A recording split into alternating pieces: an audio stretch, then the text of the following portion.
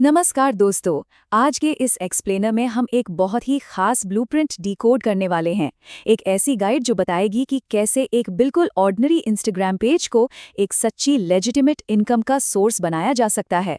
बहुत लोगों को लगता है कि सोशल मीडिया सिर्फ टाइम पास के लिए है, लेकिन आज हम उन फैक्ट्स और स्टेप्स पर बात करेंगे जो इस पूरे प्रोसेस को एकदम क्लियर कर देंगे। अब सबसे पहला और सबसे बड़ा सवाल जो दिमाग में आता है, क्या सच में एक इंस्टाग्राम पेज से रियल इनकम जनरेट की जा सकती है? क्या जीरो फॉलोअर्स से शुरू करके कोई इसे एक प्रॉफिटेबल प्लेटफॉर्म बना सकता है? इसका जवाब है बिल्कुल हाँ। लेकिन बिना सोचे समझे पोस्ट करने से कुछ नहीं होगा। इसके लिए एक प्रॉपर रोड मैप और एक सॉलिड स्ट्रैटेजी चाहिए होती है, और वही अप्रोच आज हम यहाँ ब्रेक डाउन करने वाले हैं। तो इस पूरी जर्नी को हमने 5 क्रिटिकल फेजेस में डिवाइड किया है। पहला है फाउंडेशन, जहां नीचे और सेटअप की बात होगी। दूसरा है कंटेंट क्रिएशन और फ्री टूल्स। तीसरा ऑडियंस ग्रोथ के तरीके। चौथा इंस्टाग्राम मोनेटाइजेशन के माइलस्टोन्स। और आखिर में टाइमलाइंस और कुछ आम गलतियां जो सब करते हैं। Okay, let's dive into this. सबसे पहला फेज है हमारी फाउंडेशन, यानी नीचे और सेटअप। देखिए, किसी भी बड़ी बिल्डिंग की नींव सबसे मजबूत होनी चाहिए, राइट? सबसे पहला स्टेप है अपना एक स्पेसिफिक टॉपिक यानी नीश सिलेक्ट करना।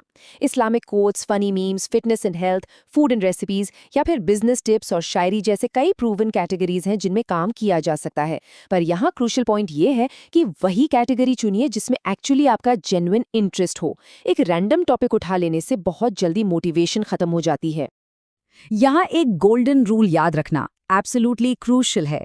सिर्फ वही टॉपिक सिलेक्ट करना चाहिए जिस पर हर रोज कंटेंट बनाया जा सके।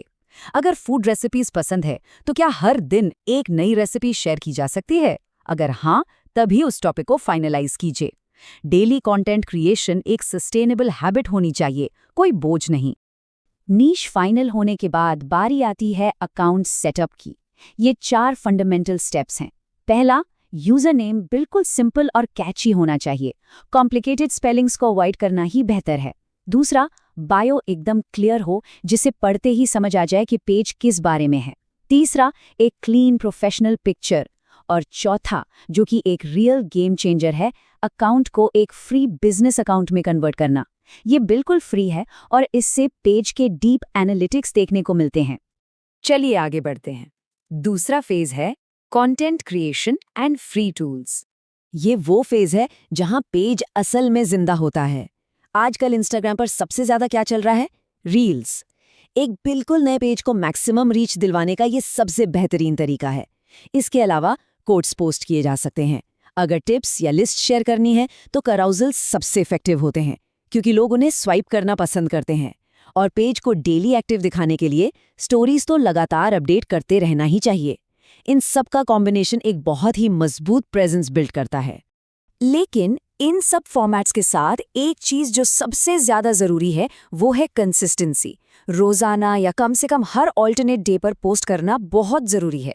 एल्गोरिदम उन पेजेस को फेवर करता है जो कंटिन्यूसली एक्टिव रहते हैं। मतलब आज 5 पोस्ट डाल दिए और फिर पूरे हफ्ते के लिए गायब। ये स्ट्रैटेजी तो बिल्कुल फेल हो जाती है।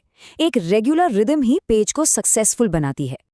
और इस डेली कंटेंट को बनाने के लिए किसी महंगे सॉफ्टवेयर की बिल्कुल जरूरत नहीं है। हमारे पास एक completely free digital tool kit है। ग्राफिक डिजाइन और पोस्ट बनाने के लिए कैनवा एकदम परफेक्ट और सिंपल टूल है। वीडियो एडिटिंग और हाई क्वालिटी रील्स बनानी है, कैपकट यूज कीजिए। और अगर कभी दिमाग में आइडियाज आना बंद हो जाएं, तो पिंटरेस्ट पर एंडलेस कंटेंट आइडियाज मिल जाते हैं।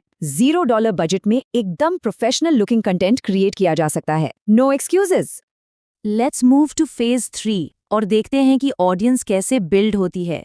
Strategies for audience growth. Content तो बन गया, पर लोग उसे देखेंगे कैसे? एक ऑडियंस को ऑर्गेनिकली एक्सपैंड करने के लिए ये टैक्टिक्स किसी जादू से कम नहीं है। हर पोस्ट में 10 से 15 रेलेवेंट हैशटैग्स यूज करने चाहिए ताकि नए लोग आप तक पहुंच सके। दूसरी, पॉपुलर पेजेस पर मीनिंगफुल कमेंट्स करने से विजिबिलिटी तेजी से बढ़ती है। और जैसा हमने पहले बात की, रील्स पर फोकस करना ऑर्गेनिक रीच के लिए सबसे जरूरी है। डेली कंसिस्टेंसी तो रखनी ही है। और एक और जबरदस्त ट्रिक है, दूसरे क्रिएटर्स के साथ कोलैबोरेट करना। इससे दोनों की ऑडियंसेस एक दूसरे को जानती हैं और ग्रोथ डबल हो जाती है। अब आते हैं उस फेज पर जिसका सबको इंतजार था। चौथा phase, milestones for Instagram monetisation. अब देखिए, इस चर्चा का सबसे बड़ा फाइनेंशियल क्लाइमैक्स। यहाँ फॉलोअर बेंचमार्क्स और अर्निंग मेथड्स के बीच का डायरेक्ट रिलेशन समझना बहुत इंटरेस्टिंग है। जब पेज पर 1 से 5,000 फॉलोअर्स होते हैं तो शाउटआउट्स और स्मॉल ब्रांड्स के जरिए शुरुआत होती है। 5 से 10,000 फॉलोअर्स आते ही पेड प्रमोशंस मिलने लगते हैं। जब पेज 10,000 फॉलोअर्स क्रॉस कर लेता है तब अफिलिएट मार्केटिंग और बड़ी स्पॉन्सरशिप्स का रास्ता खुल जाता है। और जैसे ही 50,000 फॉलोअर्स का मार्क क्रॉस होता है, then boom, big brand deals आनी शुरू हो जाती हैं। ये क्लियर दिखाता है कि हर फॉलोअर माइलस्टोन की एक रियल फाइनेंशियल वैल्यू होती है। और अगर हम स्पेसिफिक नंबर्स की बात करें ना, जब एक पेज 50,000 फॉलोअर्स क्रॉस कर लेता है तो पता है अल्टीमेट अर्निंग पोटेंशियल पर पोस्ट कहाँ तक पहुंच सकता है? एक सिंगल पोस्ट के लिए लगभग 10,000 से लेकर 50,000 रुपए तक मिल सकते हैं।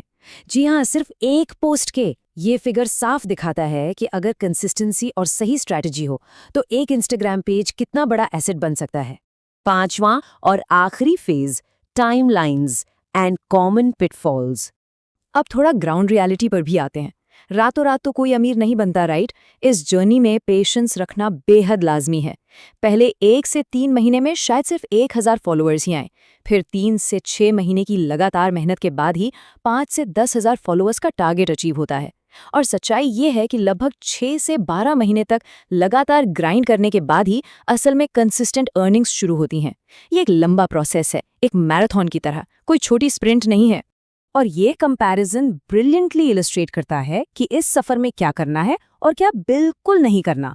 फेक फॉलोअर्स खरीदना ये पेज की रीच पूरी तरह डिस्ट्रॉय कर देगा। एक ही दिन में 50 पोस्ट करना स्पैम माना जाएगा। बार बार नीश बदलना ऑडियंस को कंफ्यूज करता है और कॉपी पेस्ट करना अकाउंट बैन करवा सकता है।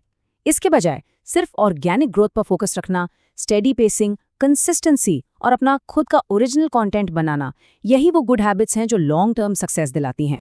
तो दोस्तों, इस पूरे एक्सप्लेनर के बाद सबसे बड़ा सवाल यही बचता है, क्या ये डेली क्रिएटिव डिसिप्लिन और 12 महीने का ये लंबा सफ़र ऑनलाइन फाइनेंशियल इंडिपेंडेंस पाने के लिए वर्थ इट है? ये एक ऐसी जर्नी है जहां शुरुआत में रिजल्ट कम और मेहनत ज़्यादा होती है, लेकिन इसके लॉन्ग टर्म पे ऑफ्स किसी भी ट्रेडिशनल रास्ते से कहीं ज़्यादा पावरफुल हो सकते हैं। हर बड़ा क्रिएटर कभी ना कभी जीरो पर ही था। फर्क सिर्फ कंसिस्टेंसी का है। क्या उस फाइनेंशियल फ्रीडम के लिए आज से एफर्ट डालना शुरू किया जा सकता है? यही लगातार सीखना और आगे बढ़ते रहना ही इस सफर की असली चाबी है।